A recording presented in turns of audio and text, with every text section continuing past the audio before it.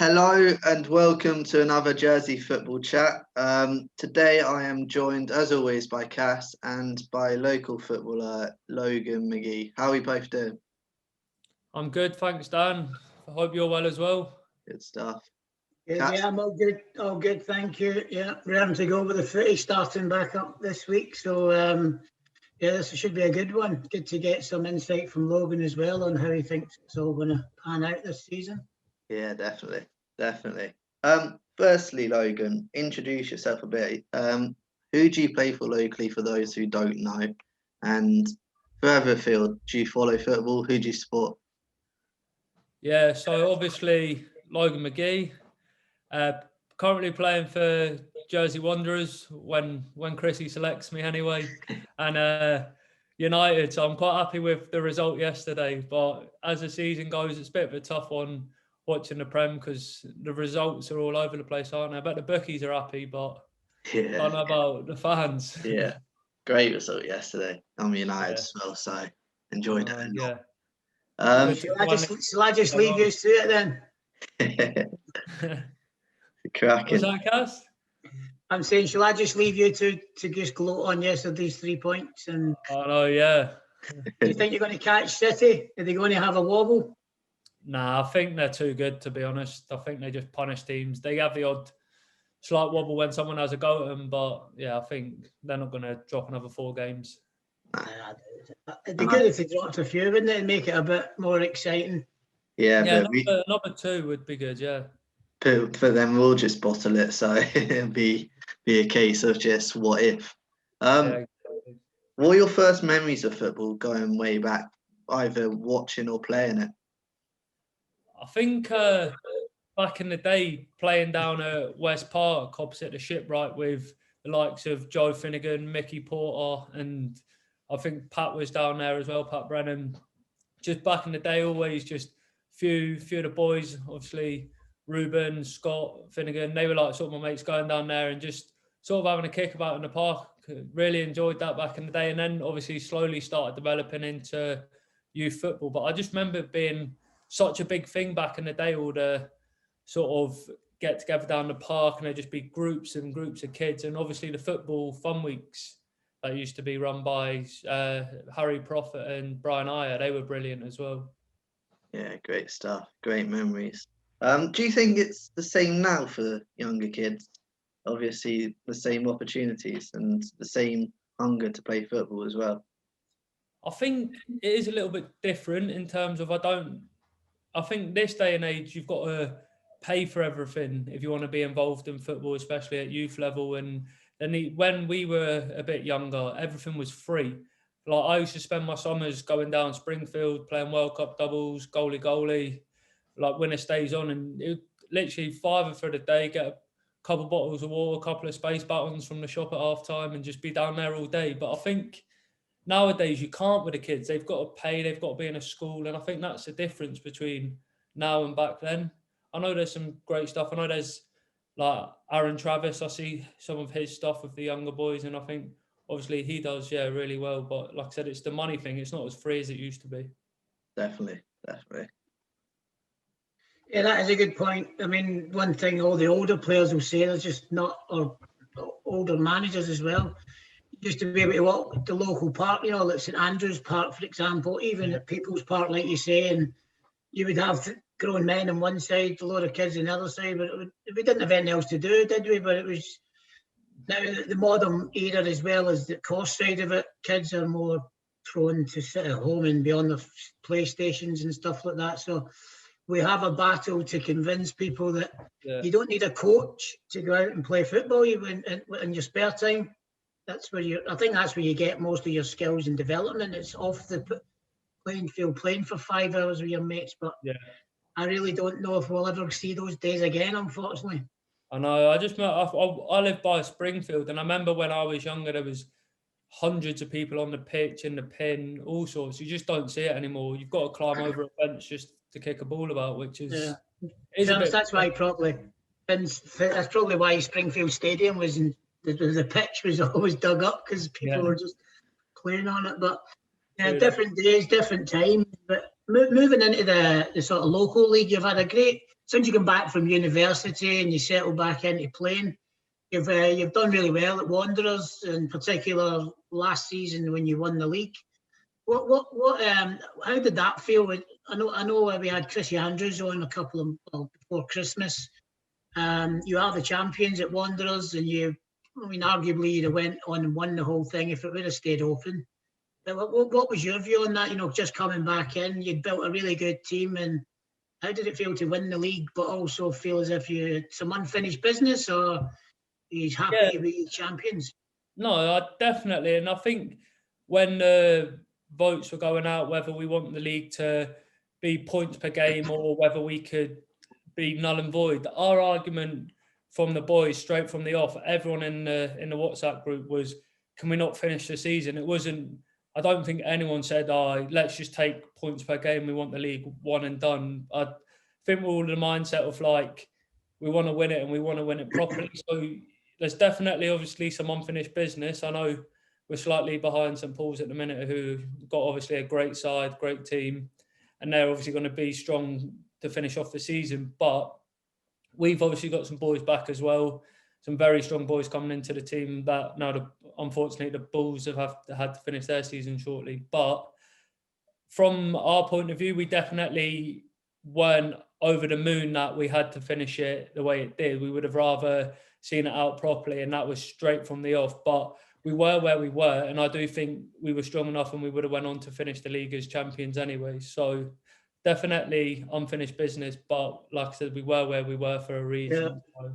And how hard is it as the champions to retain it? Do you see players, teams performing better or making it more difficult, or have you seen any change to how people approach a Wanderers game? Yeah, I think obviously Wanderers last season, a bit different for me because last season was my first season at Wanderers. So I think when obviously we used to come up against Wanderers, it was always, they were a good side, very well organised, some great players, but sometimes obviously didn't see it through. I think they were quite often like a young side. I think probably me helping that brings the age back up at the Wanderers now. And I think we've got boys who do see it through, and we've got some great lads, some great footballers in this team. And I think when we play teams now, everyone wants to beat the champions, don't they? It's always harder to retain a title than to win a title, I always say. But that's why St Paul's have been so good down the years. They've done it year after year, which has made them standout champions. And like, they'll know themselves. You'll know when you were at St Paul's yourself, guys. Everyone wants to beat St Paul's, don't they? And hopefully that changes to everyone wants to beat Wanderers, because we are the champions. But that means we've got to turn up and show up. And I think we've definitely got the quality in the side to do that. Yeah. And one of the things we spoke to Chrissy about is it was how fit. I mean, I thought that Wanderers were definitely the fittest team this year. If he's managed to keep that going, you're in lockdown, you've had a little break in between, and then had to get started and then stop and then go again. How have you guys at Wanderers kept your momentum going, kept your fitness up, and do you feel that will be a strength for the rest of the season now? Yeah, I think 100%. There's a few of the boys that are quite into their fitness, me being one of them. We've got, I know Kerry keeps himself fit. We've got the Morons, Borgie, all lads that are sort of into their running outside of football. And I always say to like the boys as well that there's a difference between fitness and sharpness. And that's why everyone sort of gets caught out. They think they're doing these 10K runs and they're getting fitter. But football is all about being sharp. And that's why there's no fitness, like match fitness. So you need to be training the shorter stuff. And I think that's what we've done as a team where we can. We've done sort of sprints or interval sessions on our own, provided little group training sessions to each other. And I think that's going to help us, stand us in good stead. We'll find out obviously tomorrow with our first game, but I'm feeling confident that the boys are feeling fit, looking good. And I think we'll show that coming into the rest of the season. Just one other thing to add to that. I mean, last year I felt you and Arthur had a good partnership, scored a lot of goals and complemented each other a lot. How's it going to be without him up there as a strike partner? And who are you playing up front with now, for the rest of the season? Do you know? No, obviously Chrissy, I can't say who's going to be up front. Chrissy picks a team, and we've got some great options. We've got obviously from like training and obviously positions, we've got myself, Jamie Moron, Fraser, Ryan, right, brilliant finisher, Ryan, and obviously we've got young Darryl coming through. He's a good young player. Yeah, I think Jules will still argue he's a striker rather than a right back. So I have to agree with that. I think he's got goals in him, definitely. Yeah, but obviously we've got them all over the field, and I think obviously Jason as well. So we've got options. Chrissy's got options, but it is a shame like losing Arthur, Charlie, Lorne, obviously all great players and great lads as well, and they were like always good for turning up to training. I think that's what I've noticed. Obviously, I loved being at Trinity for all them years, but the good thing about Wanderers is we're getting the numbers at training, which is bringing up the standard, bringing up the quality, which is it's good to see. It's demanding more from everyone that's there. So good facility up there. The groundsman does a great job up there. The pitch is immaculate, isn't it? Yeah, he's brilliant, Julian. I think he must be trying to do the car park. He keeps telling me off for where I park and all at the minute. So you're not allowed in the 6-yard box, mate. You're meant to put it in the little dust track at the side. I don't think I've been outside the 6-yard box, to be fair, Cass. That's where you get your goals, mate. How good has it been playing under Chris Andrews? How good has he been for you? Yeah, Chrissy's brilliant. I think Chrissy, and we can't forget Rob as well. Rob Cameron, he's brilliant with the coaching, but they complement each other quite well. Chrissy's a bit more in terms of you boys, you're getting fit, you're running till you're fit, and obviously takes no shit off anyone, which is, sorry if this is recorded, that's why I've apologised for the swearing. That's all right. Yeah, and Rob's obviously got the coaching side, and Rob's a bit softer than Chrissy. I think he'll admit that himself. So it is good to have them both. Chrissy's obviously been there, done it all, knows what he's doing, sort of has a good laugh, as same with Rob. And then obviously Rob's coached at a top level. So having them two together as a pair, and obviously their personalities, the way they complement each other, along with obviously a few vocal lads in the group, but rightly so, that they're all adding to each other's game. And I think that's obviously showing in the standard of training, hopefully into the games as well. But it's brilliant under both of them, really enjoying it. Good. In terms of football in general, how hard has it been the stop-start of the kind of season as a whole? So it stopped completely, then it came back in June or July time, and then it stopped again in December. How hard has that been for a player? Yeah, it's not good at all, because everyone obviously sort of gets into it, and like, you know, pre-season, you sort of, it just feels like you're constantly that first couple of games where your touch is all over the place.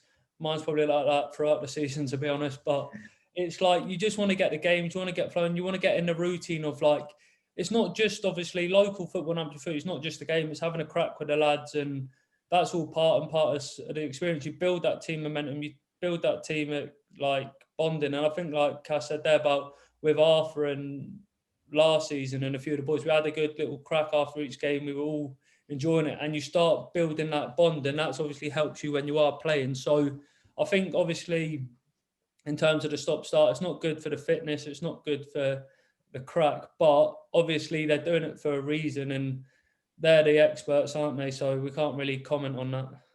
Do you think that having football taken away has made the footballers on the islands appreciate it that bit more as well?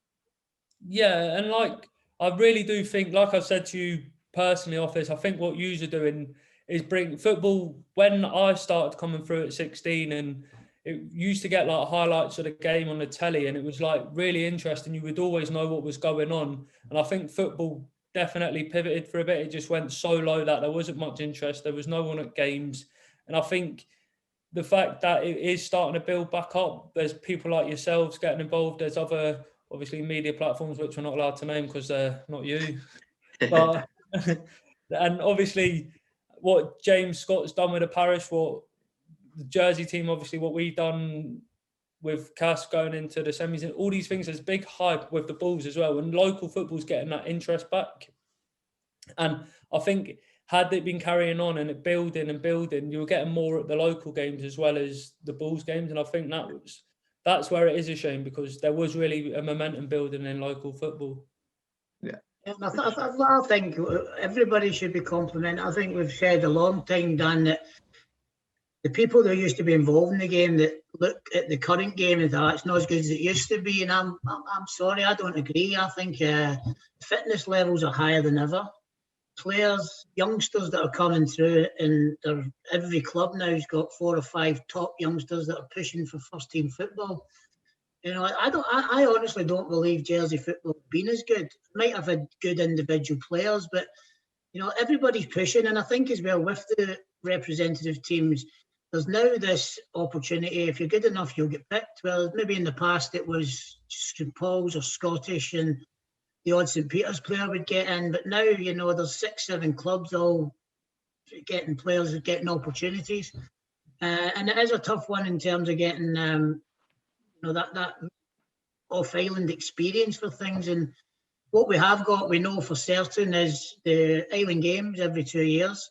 You get the FA Vase every year, and that's my bugbear, that we have never took that serious enough to go all the way and win it. And I think we should, Isle of Man win that more often than anyone else. The experiences they've had as players going off island, playing in big tournaments, then going to represent England, that we missed a trick there. But ultimately, we can't look back and look forward. And everybody that's trying to improve the games, it's not about somebody getting it right and somebody getting looked at it wrong. We've all got responsibility to make it better for the enjoyment factor. I would rather go and watch a local game than watch a Champions League match. I just feel it's real, and I watch something live. And you know, a little thing with you, Logan, I noticed when I went and watched your runs onto the back post from the halfway line, I'm like, you wouldn't see that. And no, some people wouldn't actually. I think to myself, well, nobody else is making any runs. If you get that ball in the back post, he's going to be there. And I enjoy watching that. I enjoy that much more than listening to Jamie Carragher talking absolute bobbins on the TV and everyone's hanging off their every word. I encourage people to get out there and support your local team. You know, 900 people go and watch the Bulls, don't they? Yeah. The Bulls aren't on at the minute. They 900. What you're watching now, when this all starts up, go to your local club, give them some support and enjoy it. Subject to the COVID rules allowing us to get there, obviously, because we're all making sure we don't break any rules. But when it does open up, it would be great to see more people getting in, helping clubs get some revenue, helping, nothing better than playing in front of 200 people, right? And maybe scoring a goal or two. Yeah, I completely agree with that. And I think it has shown, I think up at Wanderers, we have, before obviously the COVID restrictions, we were seeing more and more people. And I know obviously some of the Bulls fans were forming little groups and going to see some of the games. And I think that's such a good thing, and hopefully the local game can take advantage of that while the Bulls aren't playing. There's no reason why obviously some of the parents can't still take their kids to the games, especially if they're in some of their junior setups. And I think that's something clubs can look at, where they do invite, say, some of the under 12s up to games or whatever. I don't know what age groups they start, but say, for example, Wanderers, if we've got a little bit of a game, bring up the young lads, put something on, put a little bit of a do on, and just make them get more interested in top to bottom for local clubs. And I think it's a great idea. I'd love to see that. I mean, I think it is important that kids, they don't get to watch live games, so go and watch a top local game, and you know, and people that badmouth it, just stay in the pub and drink your pints and shut up and let us go on and improve the game. And you don't want to come and watch it, fine, we'll get on with it, and we'll get a lot of people like-minded and make it as best as it can be, because the standard's high, there's no doubt about that. And we've proven that when we go off island. And you know, all the local players that play for the Bulls, they've all came from local clubs. You know, and you know, they're showing the whole of England at that level that we're by far way ahead. We produce some amazing talent, no doubt about it, and the opportunities are getting better and better. Yeah, I see that. Obviously, I've had a bit of an experience playing in the top amateur league in London compared to Jersey, and I think Jersey really, really are at that top level amateur, and we do produce them players. And obviously, I think Vincenti said the other day there should be more professionals coming out of Jersey. And I think, obviously, whether that's a conversation on a whole different topic, but I do think the standard of local football is good. And I do think the competition's getting a bit better. Like last season, we were unsure who was going to win the league. This year, that there are more teams in it, and there are sort of teams taking points off others. Do you know what I mean? We drew with Brewville, Clements took us to the wire, St. One's took us to the wire. So definitely in terms of the competition is a lot better in terms of standard. like obviously the individual players is people's preference over the years, isn't it? And they always say someone back in the day is better than anyone today. It's like people still argue Pele's better than Messi and things like that. It's just not the case, is it? Yeah. True. And then in terms personally, then how was your season? How did it start this year? Were you banging the goals in again? And were you looking to maybe finish top goal scorer? Have you any personal goals? And where do you see Wanderers finishing if you can all sort of hit the ground running and start? Do you think you can challenge for the league, and are you involved in any more cups? Yeah, so I think tomorrow's a cup game against St Clement's, and obviously last season, personally, I had a good season. I got myself fit. I focused on a few different things. So rather than just focusing on football, I focused on stuff outside of football, which was just a preference for me. I went to Wanderers. I was like, a personal goal of mine. It was no obviously secret. I wanted to get into the jersey setup and I wanted to win the league with Wanderers. And I think I focused on like gym work, get myself fit and nutrition, things that I'm interested in and I'll do personally outside of football anyway. And that all came together, worked really well for me personally last year. I've took that into this season. I've started pretty well, but I think obviously this all helps with being in the good team with Wanderers and being up front in a team that's creating loads of chances. And personal goals with Wanderers, again, are to win the league. There's no doubt about it. That's the big one. I think cups are brilliant to win, but anyone can win a cup run. I think the truest reflection of the best team is the team that wins the most matches across the season, which is obviously the league. So our goals are still to win the league. We are obviously 3 points behind St Paul's, but I do think with the squad we've got, our next 4 games are massive. We've got St Clement's in the cup tomorrow, and then we've got Brellard, St Wons and St Paul's. We've got to be looking at 4 wins there if we really want to go on and push on and win this league. And I think quality we've got definitely achievable. And I think, just sorry, Dan, just the one thing there and then hand over. But I do think now that the players that would get taken away, and you've not got that distraction at the moment. There's a window of opportunity for all the clubs to have the best players available and challenge each other. And it's quite unique, this experience in the next few months, because we know once the Bills get back up and running that, they take their players back into their games programme. And then it's really who's got the most good players on the day then. But at the minute, everybody's going to be, there's no excuses really, isn't it? The best team will win it. The best players playing together and getting into a rhythm. You mentioned about stop-start, but that rhythm and getting used to winning again. And I'm excited for it. I think it's going to, you can't really call it at the minute. St Paul's on the driving seat at the front, but, you just need, like you say, Groovilla in there now competing and St Wons can take points off anyone at any given time. So it should be good, and we'll look forward to reporting on it. Yeah, definitely. Just makes the league so much better as well, having all those players back, and it helps the younger players as well, seeing those players and even playing with them. It'll help their development so much as well. How does does Cayman come back into that centre midfield, and do you see the benefits of having somebody like that in the middle of the park? Yeah, Cayman's obviously going to benefit any team, isn't he? He's a great player. And same with Kerry, Fraser, and I think they're the main 3 that we brought back from the Bulls. Put them 3 into any team in the island, they're going to improve it. They've improved their standard of training. Kerry demands a lot. He talks to me a lot on the pitch, tells me I'm not tracking back. But I don't think, but I must be honest, I don't think any of their places are guaranteed either. We've got, obviously, Chrissy, Moron, we've got Max, Jason, and I'm going to miss a few boys out when we're talking here, but I really don't think anyone's guaranteed a spot, and Chrissy will tell you that himself, but they are obviously going to improve any squad. They're great players, do you know what I mean? Yeah. But the same as having Jamie Moron back fit, he obviously wasn't with the Bulls, but he improves us. So got Josh coming back from ankle injuries. Matty's more committed to our defence now. So we're stronger all over the park, really. We've got Robbie back in goal, and obviously some of the young lads coming through. We've got two great goalkeepers, being Tyler and some other young lad, forgot his name, but everyone's he's only 16. He played in goal for us once.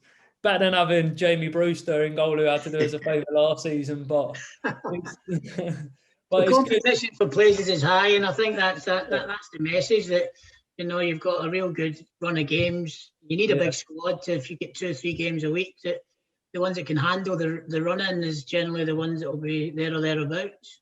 Yeah, exactly. And I think, like you say, the main thing that we've noticed with having the Bulls players back is definitely the standard of training. I know obviously we've been limited to 10, but before that, and just when they were training with us, they were bringing that extra bit of quality and that extra bit of demand in terms of fitness and ability. So it's good to have them back, and hopefully it's going to benefit us.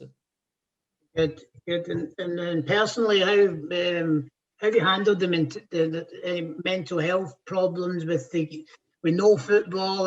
How do you have you got a club sort of philosophy there that supports people through that mentally, to just try and keep them engaged and encouraged to look forward to it starting up again? How have you managed to keep that sort of at the front of your minds? Yeah, so as a club, obviously, we've got a WhatsApp group, and that obviously all the boys just put in there. Everyone's sort of vocal in it, some more than others, and obviously we're just making sure that everyone that's been part of the squad is still involved. They are involved in training, and I'm sure Chrissy and Rob follow up to make sure if anyone's not been at training as to why. But what we've done as a squad when we could, where we weren't allowed to play football, we were out running in, obviously within the restrictions and things like that. So everyone's still been a part of the squad, and everyone's still been part of training and staying involved, conversations. But I think the main thing everyone wants to do is just get back playing, get back to having a couple of beers after the game when we're allowed, and just really having that crack. I don't even think we're allowed in the changing rooms at the minute, are we? So obviously, that's one of the horrible things, getting changed outside. I know, yeah. You can borrow my van if you need. I've been using my mobile home for people to get changed in, for helping out, which not recently, when it opened up the last time. I want to make that clear. Yeah. And changing it outside Kennedy in the pitch black, it's not in your car. Back in the day, grassroots football, right? But fair play to all the players that have got on with that, because I think that's where you come from, Dan. People are appreciating the game, because it's like, well, you can play, but you have to. There's restrictions, and I think everyone's been really obedient to a point, and hopefully that continues, and we can lift these restrictions in line with the pathway that's out there, and look forward to big games, big crowds. Exactly, and that's what we want. I think just get the enjoyment back, and I think we'll take what we're given at the minute. So I think everyone's over the moon with that, and to be back playing.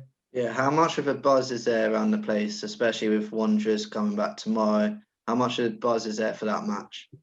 Yeah, definitely. We've seen that with the group, like the chat, where we have been able to train, seeing each other like, you ready for tomorrow? You ready for tomorrow? It's brought that definite buzz factor back, in terms of like, we're ready to go. Just give us a ball, get that whistle going, and we're ready. So definitely, I think obviously the banter started a bit, and that's what you want, isn't it? So just I'm sure there'll be a lot of people walking the dog tomorrow night. One in the trees and that.